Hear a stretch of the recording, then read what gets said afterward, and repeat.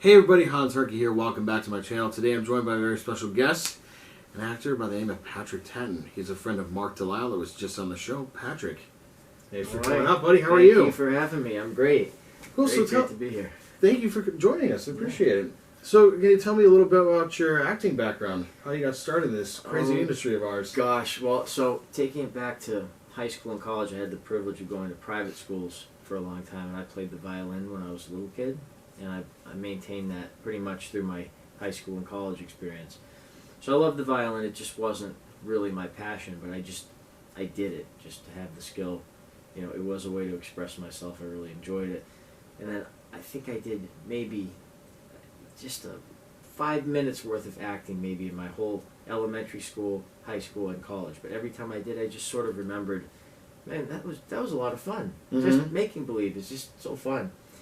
So then years went by. I graduated college early, and this was the winter time in New England. It was the coldest winter of February 2000, the winter of 2003 and 4. So I couldn't get a job sweeping a floor. I couldn't get a job doing construction. I couldn't get a job just, standing in an office somewhere. I'm like, well, what do I do with all this education and time? And I was applying to law schools at the time, thinking that was, well, I'll just try to use my education, parlay it into something else. So I looked up on the dial-up internet that I had at the time, MapQuest. Oh yeah. And I said, oh, LA is here, San Francisco's here. So I called my uncle, and my uncle made a career in voiceover and some acting in New York. And I said, so just hypothetically, of course, not that I would ever consider this because people don't really do this, but if I were to be an actor, hypothetically, what would I do? Just one thing, maybe just to start, hypothetically. He goes, do you want to do theater? I'm like, well, I'd like to get paid. He goes, well, you want to go to LA, that's where the films are. Yeah. I'm like, okay, so LA, where's LA? So scroll. I'm like, so I got in my Hyundai Elantra, and I drove. 3 CDs, the phone that was like the black and white, there was just the phone. Not like a phone, but like, a phone. Yep. And I went, and I drove and ended up here. And I just sort of crashed into things and people and circumstances till I got ratcheted closer one thing at a time, which I'm still doing. Dang, yeah, I remember the drive out here was really, really long coming from Florida. Oh, Florida, yeah. It was like three days, and Texas was like, oh my god. Texas was endless. Well, they're all endless once you get in the middle and you're just pointing. But I'll tell you one thing that happened. Since I was a little boy, I had always bitten my fingernails, and it was a horrible habit. My parents always tried to get me to get rid of it. And I remember that week when I drove, I had no homework for the first time in my life. I had no responsibilities for the first time in my life. All I had to do was just point this thing in one direction and go like this and put a towel under my arm so it didn't get painful on the window for 15 hours and just go and go and go and go. So my fingernails grew back in that week for the first time. So, holy cow. So that was a positive aspect of that. Very meditative. Yeah, and seeing all the beautiful scenery too. Yeah, all the beautiful cornfields that had no corn in them. It was wintertime, and I went past the St. Louis Arch at one point, and I just kind of got it, and then took a picture. Yeah, and kept going. Yeah. Did you have to do a lot of preparing when you moved out here, like the savings and? Well, I had in the summer times I had always one thing I always had was a work ethic. Even if it was something mundane, I would just do it and do it and do it. So that summer and the summer before, I had just painted houses in the summertime. I was fortunate to have that job, so I just worked 15-hour days, never took a day off. So I just banked as much as I could, which wasn't a lot, but it was enough to just get here. I moved to Westwood at the time. I was sharing a room with I had a roommate in the room, and they were UCLA kids, so they were just committed to the college experience as long as they could. Mm-hmm. So I was getting up at 5 a.m. going to paint houses, and they were basically coming home at 5 a.m. from their party. So that wasn't working too well. But that was, on Craigslist, I just looked at the first place I could find. I'm like, well, that's LA, and this is LA, so I'll go here, and I'll have a bed to sleep in. So I got here and then kind of tried to find situations from there. But yeah, I had no idea who I was, what my job skills were. I had never waited a table in a restaurant, and never considered to do that. So I had to learn all these things so I'd have eventually a base and a foundation financially and something to do so that I'd be able to get headshots and acting classes and things of that nature. But when I first got here, I just said, oh, I need to take headshots. So I took horrible headshots. And I need to take acting class, and I took a very useless, antiquated class, but I just, my mentality was just stay busy, stay busy, stay busy. Mm-hmm. But, you do the wrong thing, at least it makes you aware that now, well, at least you can identify what doesn't work. Exactly. At least you have a way to move forward. Yeah, that's how I started too when I came out here as well. And background. And so I did background for maybe every day, almost a year. And I'm talking like the trenches of non-union background work, like the Simi Valley background works. 54 for 8. 54 for 8. Before now we're at the whopping 64 for 8 for non-union, but this was like 100, huh? Oh, it's 112 now. Well, for SAG, right? No, 112 for non-union. Is it really? Yeah. Oh, yeah. Well, that's good. Well, I didn't have that at the time. On the blue vouchers, Yeah. was it still? Were they blue vouchers They for were non-union? They were pink, I believe. Oh, pink. Okay. Remember? Right.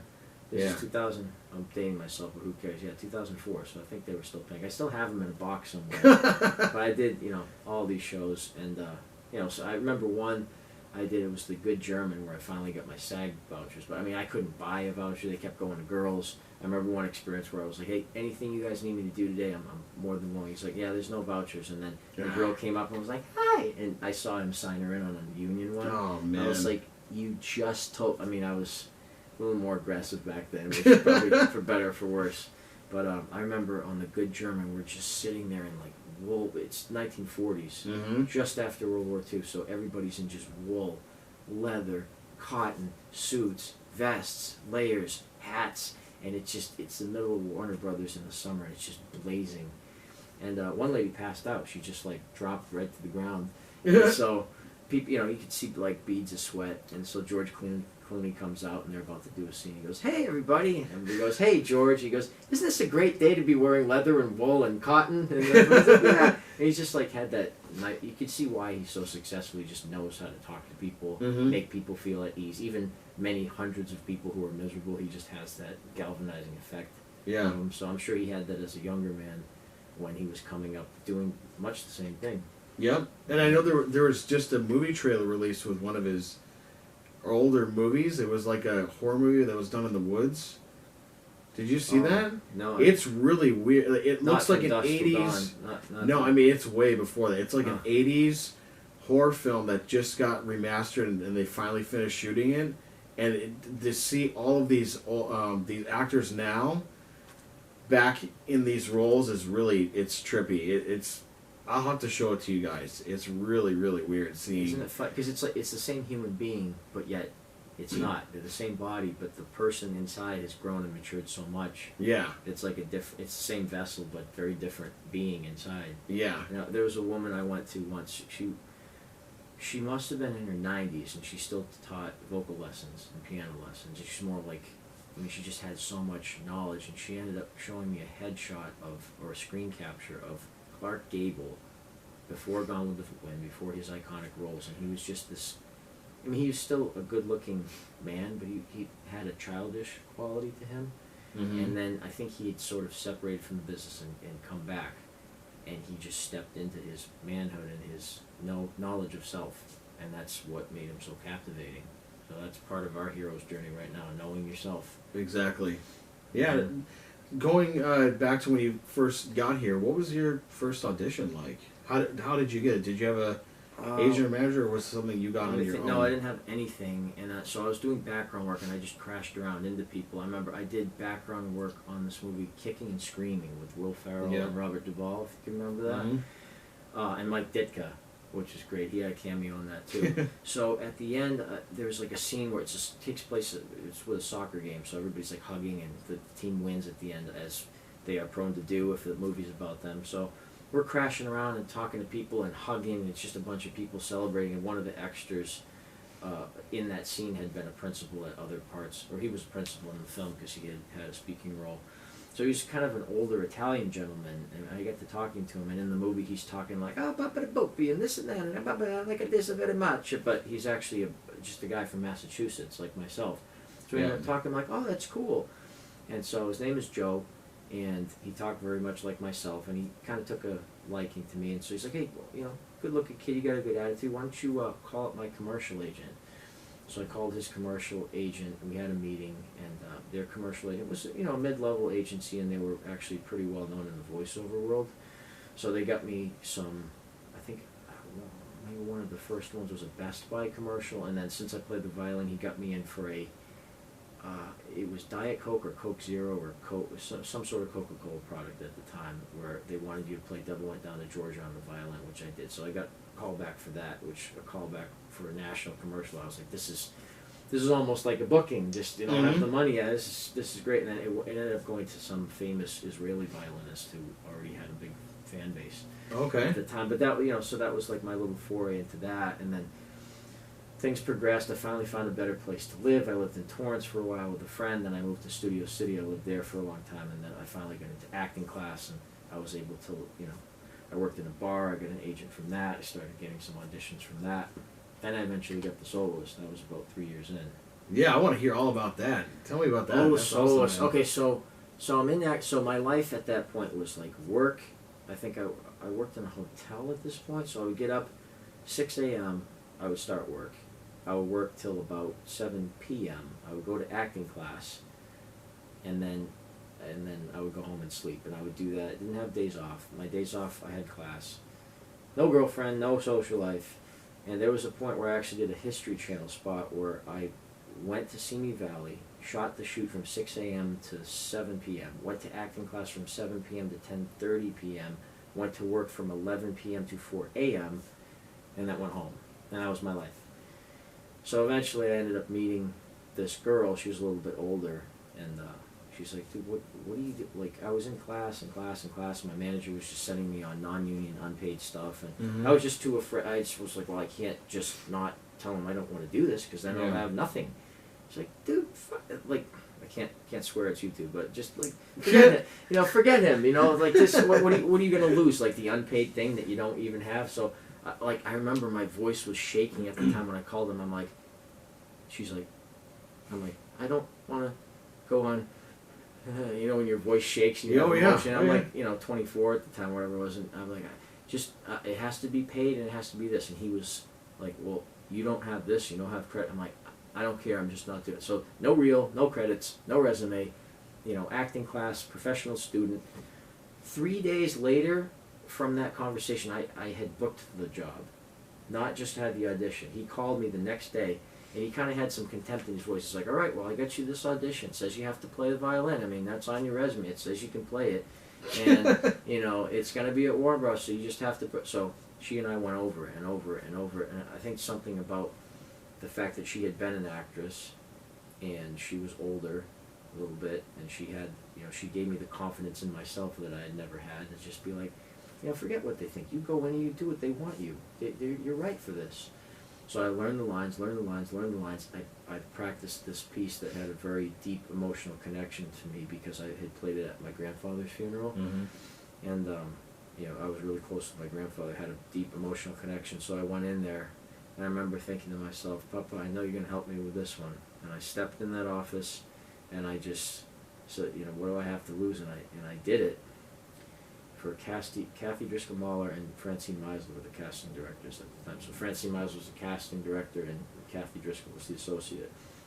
So they put me on tape, and she goes, how come I've never seen you before? I'm like, oh, I don't know. I'm here now. I don't know. I'm here now. But so then I got the call back, and I went in. It was for Joe Wright, who had just done Pride and Prejudice at that time. And so I was so nervous. And it was during the writer's strike, remember, in 2007, 2008? And so we actually crossed the picket line. They were crossing the street, and then they had to wait. And I drove through the picket line into Paramount. So then I did the audition, and I did the lines. And then Joe Wright, I remember his direction at the time was, because the acting class I was taking was like, you know, acting is reacting. Somebody gives you a line, you react to how they're saying, you know, just... You know, it's based on the context of the conversation. So I did something like that. I was sort of reacting off him reading, or the casting director reading.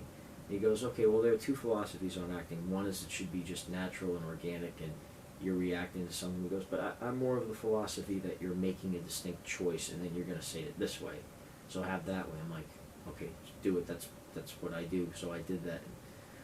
So he seemed to like that, and then I laid into the violin part. And then I remember going back to what Mark was saying, I'm like, just say thank you and leave. Don't mess this up. Like, that was good. So I remember, like, you know, it's a violin, so it's, you know, it's a fairly delicate instrument, so it should be put away properly. But I didn't. I just grabbed the case that was still open by the side of it, whatever, and I'm like, thank you. I even started, because he started to like politely make conversation as I was wrapping up, and I knew if I went into that, I would just chatterbox myself right out. He's like, so how long you been playing, and what? And I was like, oh, I had very nice parents that were very kind to listen to me squeak my way through till I was good enough to. I just took up the thank you, and I just left, and I'm like, well. So I remember I just went and had some margaritas with my girlfriend at the time, and I hadn't really, all through college, my entire drinking experience consisted of one beer in Austria, one glass of wine in Italy, and the rest of it I didn't touch alcohol at all. But I was like, you know what, this is time to celebrate. This is the biggest thing I've done in my life, you know, the biggest, newest moment. We had some margaritas and chilled out, and I remember I went to wait tables the next night. And I was in the middle of my section, and it was noisy and busy, and my manager's number came up on my phone. It was a weekend. I'm like, and I ran to the back where the soda, like the syrups for the sodas mix. Oh yeah. And it's like, and like I'm just like trying to listen. I'm like trying to find a quiet, private place, but there isn't one. So he goes, Patrick. I go, yeah. He goes, are you sitting down? I go, oh my God, I was like, no, I can't, there's no place to sit down, just tell me, because you booked it, they want to offer you the role. And I couldn't yell, I couldn't whatever, I was just in, you know, the way you grow up, just learning to keep everything even killed. Yeah. Oh, that's great. And so after we hung up, I don't remember how the conversation went, but I tried waiting tables, and I think for the first time I like spilled something on someone, even wanted to wait. I was just like, I literally, I get the call, I find out that I booked it. I run downstairs. I run around in a circle a bunch of times just to like, at least I can get the energy out, so I can go up and like hold something without the adrenaline just firing and tensing my body up. So the whole rest of the night I'm just like in this surreal zone. Because also, the way the Soloist was originally written and conceived, it took place. It was a series of news articles that had been written years ago in the early 2000s about a homeless musician who had at one point attended Juilliard, and then he suffered schizophrenia due to a traumatic childhood and witnessing these traumatic events in part, and so he was at the time living as a homeless street musician in Los Angeles. So Steve Lopez was the reporter who discovered the story, discovered the individual, and then a book was written about the article. So the book and the film were being written at the same time. Then the writer's strike happened, so some changes happened to the script and the book. Then they were rescinded, then they were put back in. But originally the way that the film was set to shoot, and the way it was explained to me, was that, you know, you're going to play Jamie Foxx's roommate at Juilliard, which is a huge part of the movie. So this is going to be it. This was my break. No more waiting tables, no more doing any, you know. So I told my friend at work, and he's like, dude, this is it, I guess, for you. So, and then, you know, awesome. There were just like constant, you know, great paid rehearsals, which were great, and like people to like make sure the fingers on my violin were just, I mean, I knew how to do it anyway, but there's consultants to just get everything perfect and get paid, and there's like a script person that just somehow like whisks the script to your house, like right the next day. Any type of pages would just show up in an envelope at your door. I don't know how it got in, but they just do. And so, you know, cool. Sheet music, but rehearsals at Disney Concert Hall, right, where the LA Philharmonic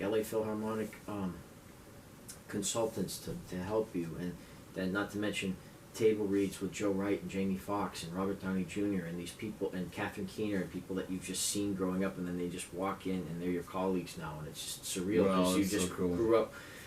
So that was how it was supposed to be. You're his roommate. You guys are going to spend a lot of time. You're going to work together. You're going to this. You're going to that and that. And then what ended up happening is that part ended up getting like less and less. And I remember when I was on my last day so we had filmed these flashback scenes in Juilliard, which took place, we filmed at this place called the Barclay Hotel. It's kind of like an older looking hotel downtown. It was meant to look like New York City, like it's Juilliard. So we had a couple scenes, and it's so great because you're getting costumed, and there's period design and shoes and wardrobe and hair and stuff and props, and so this is supposed to take place in the 1970s. So we did one scene where this guy, Nathaniel Ayers is his name, he just kind of loses his mind there. He kind of cracks up and he just shoves this guy in the middle of a mansion. So we had a mansion scene where we're playing music and stuff. The guy goes through a window, that got cut out.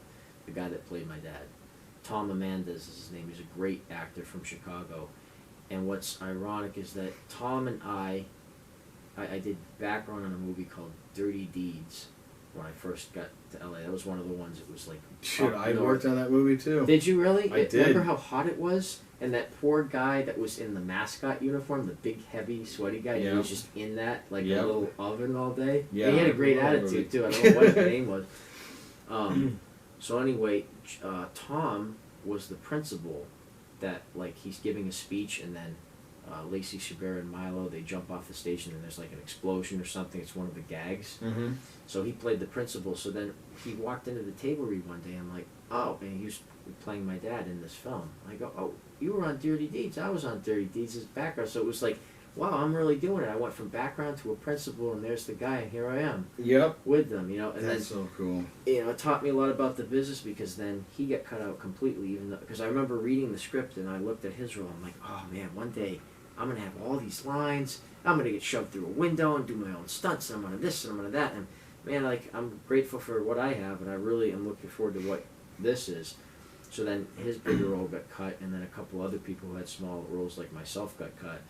So the last scene, I remember Jamie Foxx's hair in the scenes we had shot was like this big afro, like a 70s afro. And the last scene we did, it was the same time period, taking the same place, but his hair was all slicked back and different. And I thought to myself, they're not going to use those other ones. All the stuff I've done at this point is not going to get used. So the last scene, Joe Wright just goes, we're going to doll the camera through, and you guys just talk together.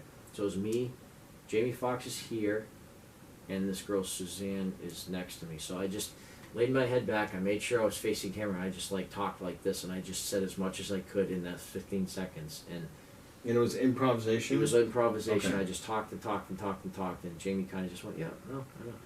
So that tiny little blurb made it in the film, and I got my residuals in my film part. And I remember taking my manager at the time, and he's like, I was like, yeah, I'm totally going to be in this. There's tons of scenes of me. And in my mind, I'm like, I have no idea if I'm just not in the film at all. And they screened at the ArcLight, the cast and crew screening. So the film got pushed. It got like promoted through the fall. It was supposed to come out at Christmas. It didn't. And then they didn't promote it at all. It came out in the spring, and Joe Wright was very frustrated. I guess the studio had just decided to scrap that one, or like not scrap it, but just not promote it. Mm-hmm. They had these other movies coming out. So one of his speeches in the cast and crew screening was like, the investors high up on the hill may think that this is their film, but the truth will always elude them. This is our film. This is the cast film. This is the story of Nathaniel Ayres. So it was great, because at the end they made it more about the trials and tribulations of homelessness, but also mental illness. You know? Yeah. Was any of the stuff that you've done on deleted scenes?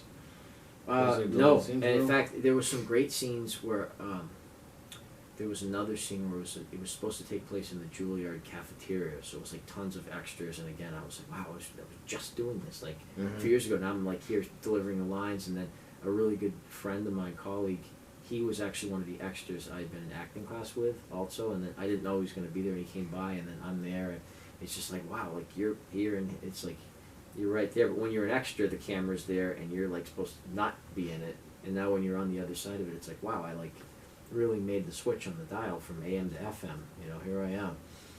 And so we had this great scene that was in the script, and then we just started dialogue, and we had some funny moments together, he and I, and like a couple of the other kids.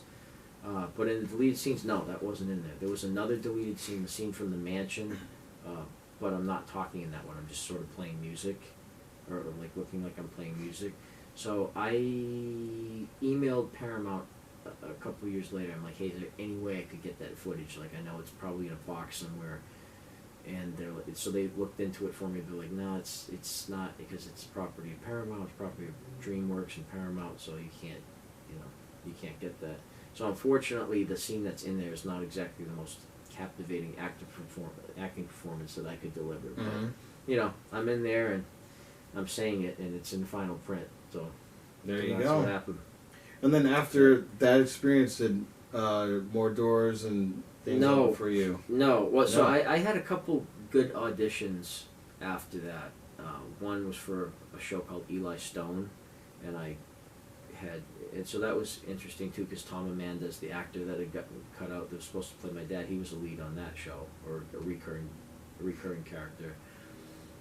But they were filling out the order for the show had been canceled, but they had like 8 more episodes to cast. I was 26 at the time, but I looked like I was about 18, 16.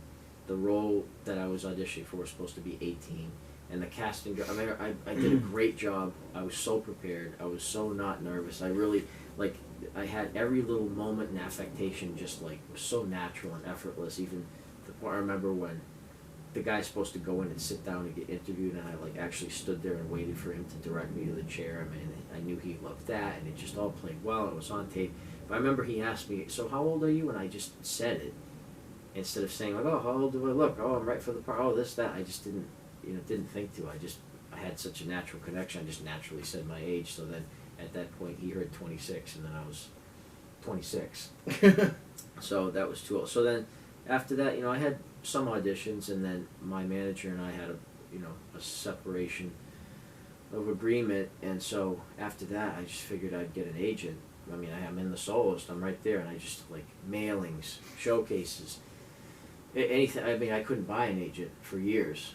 Or representation of any kind, and then every once in a while I would get someone. I would go, they'd send me on some commercials. I get a call back to like a handful of commercials or something, and then nothing. And I have to start the process over again. Postcards, mailings, this, that. So, so I started getting back into music through a mutual friend, and it was really getting me notoriety. And we started this band, and we were, like, getting some appearances, and I was doing something, like, violin wasn't my main passion, but I bought an electric violin, and we were playing rock music, and it was just, like, so much fun. And we're playing the Viper Room and Whiskey Go, and these shows, these iconic places. I'm like, wow, this is cool. But in my heart, I was like, well, maybe I can just get some notoriety and fame back. And again, the violin is kind of what helped me with the Soloist. Maybe it can help launch me into, like, into the graces of people who are decision makers, so I can get back in the game acting wise. But it was kind of like a parallel road. It wasn't a road that was converging necessarily. So things happened with the band, and so but I was always, every once in a while, I'm like, actors, like, what's going on right now? Mm-hmm. I just still wanted to do that. So I remember having a conversation on the porch with my girlfriend. She's still my girlfriend. And she said, my attitude was wrong. I'm like, I was in the Soloist, and I had this, and I don't need to be going on student films, and I don't need to be doing this, and I've made it here. What does it say if I now do this? And she said, there's a reason that it's called struggling actor. Like, you're going to have situations that are less than ideal, because that there are situations where you say, when you move out here, you would do anything for your craft, and you do anything for your art. Well, going on an audition and working on your craft is something that falls under the guise of anything. Going to class is something, because you'll shell out this many $100 for this, and you'll go out for drinks with me with this, or you'll spend money on kung fu class because you think you need to do that right now in your life, or you'll buy something for the violin, but you won't do it for the one thing that you said you want more than anything in life. So what sense does that make? And I'm like, wow, I just sort of lost my perspective along the way. I don't think I lost humility, because I was never thinking, like, I'm better than these other people, but I just sort of thought that, well, since I've done this, now I have a right to all this stuff. Mm-hmm. And then I started looking, I'm like, wow, what about these stars that had their own show, or they were movie stars or film stars, and they're still going out for a lower budget film, or they're lucky to have an agent, or they're grateful for just having a table read with someone, or a conversation, or some sort of voiceover work that keeps them going. I'm like, wow, I really need to inject more gratitude and look at this as a stepwise journey and process, instead of like, well, once you're at the top of the mountain, you're just looking down from that point. It's like there's always a new mountain you're about to climb. Mm-hmm. Everything's a new mountain. So that the Soloist is and will always be something that I'm eternally grateful for, and it's something that I know, with the right energy and mindset and vibration and work ethic and preparation, I'll be there again. Yeah. But this is a separate journey. It's not, well, I'm from here and up. It's like, well, every day you're going to have a rebirth. Mm-hmm. And that's something that you and Mark Dial are working on now. We're working on the 5-year journey. 5-year plan and journey. Yeah. No, it's like I remember watching the movie The Secret years ago, and Bob Proctor was saying, Mark and I were talking about this on the way here. If you drive from New York to L.A. or Florida from Florida to L.A., you don't have to see the entire, several thousand-mile journey right in front of you. You just have to see where your headlights take you if it's night, or where your field of vision takes you during the day. Keep that clear. Keep your focus on that. You don't have to, like we always like to think that, that we know exactly how things are going to happen. So your job, and it says in the Bible, rely not on your own understanding. Like, you want a new car? Fine. You want to work in a movie? Fine. But it's not your job to know how those things are going to avail themselves in your life. You want, a friend to support you, fine. But it's all, you put the call out and you ask, and then you do your works and your commitment daily, and those things will fill into your life. It's not your job to say, like, well, when I get to Arizona, there's going to be a rest stop here, and then there's going to be a hotel here, and then I'm going to hit this red light, and then it's going to turn yellow at here, and then it's going to turn green. It's not your job. It's your job to deal with the situations as they come out. Keep your foot on the gas. Make sure you change the oil, and make sure that you do proper maintenance, and you train. And another thing that I learned doing martial arts, which I was never really good at, but I did have the discipline and the training to stay in shape. And it made me realize, like, Conor McGregor is probably one of the world's best fighters. But when you go into a boxing ring, there's a certain set of rules and circumstances to follow, because it's boxing. You're not going to pick the person up and slam them on the ground. There's a referee that's going to separate you, and there's small, little decisive moments over a long period of time that are, if you can hit as hard as you want it to be. You can book the Soloist right out of the gate. Doesn't mean that you're going to be able to do it 12, 15 rounds later. So that's what happened when Mayweather and Conor fought. Conor got tired because he's used to a different style of fighting. So my background was like classical music training. Acting training in this class I've been going to, you just train and train and train and train, and then you hope that this abstract type of training is going to translate into this specific circumstance. And Mark is teaching me, it's like, no, you go in and you do these small things, small adjustments. You don't just infuse it with every bit of emotional experience in acting that you've ever had. And I think actors make that mistake. If you're in a fight, and then the other thing is, when you're a professional fighter, you don't wait till a fight comes up and then start training for it. You train and stay in shape so that you'll be ready when the fights come up as a journeyman fighter. Unless you're a multi-millionaire and you negotiate many months or years in advance for a title fight, and then you can plan your life around that. But as a journeyman level, you can't just be fat and get an audition for someone that your headshot looks like, because you lost weight for your headshots, and the next day you're going to show up in shape. You got to be in shape all the time, and that comes from making consistent decisions. Like, if you let your car, if you just let the oil sit into a congealed blob, and then you need it to get somewhere, it's not going to work. You have to constantly maintain it, or else it's just going to fall apart. Yeah, that's very well said. Well, I like that. Thank you. I look forward to seeing what the 5-year journey brings to you guys, and keeping tabs on it, and promoting as much as I can on this channel as well. Thank you. Our big thing is consistency right now. With any channel, especially YouTube, it's about regular commitment to your fans and your own content and your branding. Yep, you got to keep pumping out content, and I've learned that having this channel too, is that you keep getting more subscribers and likes and stuff. You just got to keep putting it out there, because my channel was stagnant for a while. We didn't talk about it as much, but giving back to your fans. Like I know a lot of YouTube channels. Like I watch Chael Sonnen, former UFC fighter, and he's highly articulate. He's very humorous, and he does it all very dryly, and I quite appreciate his delivery and his nuances.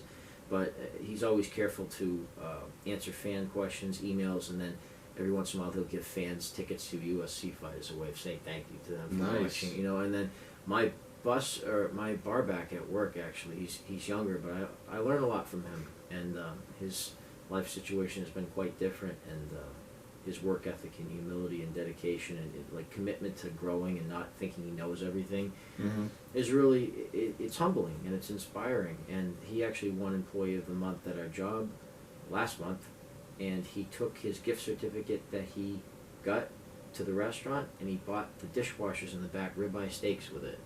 He didn't buy himself things. He bought it for the dishwasher because he knows what it's like. He remembers what it's like to be a dishwasher. Oh yeah. He knows what and we all do. We all had to start doing something. And so I'm thankful for this part of my journey because I think, I've met some child actresses and actors and people who were born into a famous family, and it's like, a lot of times they'll never know really who their true friends are because they've never not been famous. I know now, like, the people in my life are my core people, and I love them and I trust them, and I'm thankful for that, and I need to, instead of saying, like, well, like Mark was saying, what can I get from this, what can I get from that, it's like, well, how can I raise other people's value with my content? I'm just gonna get my acting roles and run like a bandit and be like, I got mine, it's like, no. One day I'd like to be a father, one day I'd like to have things in my life where I'm doing things that are not just for myself, my own gratification. Right. So. No, I look forward to seeing how the channel grows and what you guys are doing with it. I'll promote as much as I can on this channel as well. Yeah, it's gonna be fun. It's always, you learn more, and I look back on other YouTube channels at the earliest content and the later content, and it's always growing and learning. I'm sure your first videos are way different than the ones that you do currently. Oh yeah. It's like you learn more about yourself. I'm like, oh, I could just say it like this from now on, or oh, I need to be saying it at the beginning of each one. Why wasn't I doing that? Exactly. People aren't going to look for it if I don't do this. Yeah. My first opening, I remember I kept practicing it like several times, and now it's just said, hey everybody, Hans Herc here, welcome back to my channel. It's just, it'll start flowing, so it's cool, man. Do you have any, in closing, any advice that you want to give to any aspiring actors or actresses, directors, writers, violinists? Yes, I would say try to get away from the mindset of I know that. Don't say that I know. We all know how much you can be turned off by someone where you're really trying to tell them something, and they're like, well, yeah, no, of course, I know. It's like, okay, well, why are we having the conversation anyway? I'm not saying I'm giving you sage advice at every moment of your life, but it's nice to know that you're being received in your communication. It's interesting because I have to take a lot of notes sometimes and then revisit the words. I had a conversation with Mark 2 days ago, and he's literally pulling things verbatim for what I said, and I had just learned some of this information a day or two prior, and his recall is like that.